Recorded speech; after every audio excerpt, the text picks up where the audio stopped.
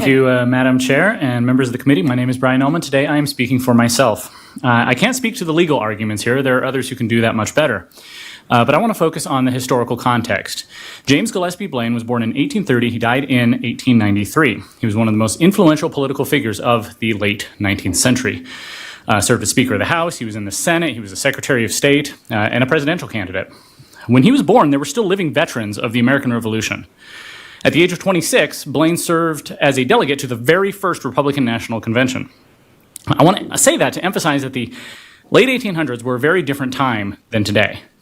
Public schools, as they were in that time, were very Protestant in character, in worldview. And I say worldview because I think using the term religion blinds us to the way in which schools today carry a very specific worldview that a lot of Idaho families find incongruous with their own personally held religious beliefs.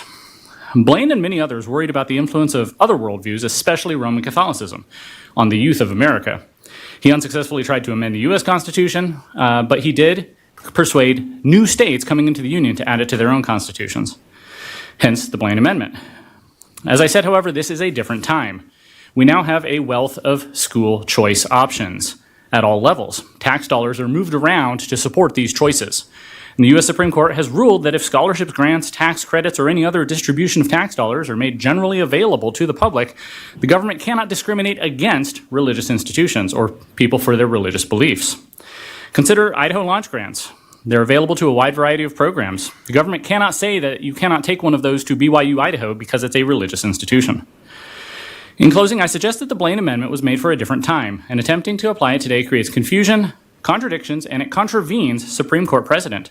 So I ask the committee to send this to the floor so that it can be sent to the people to decide if we want to remove this outdated part of our Constitution.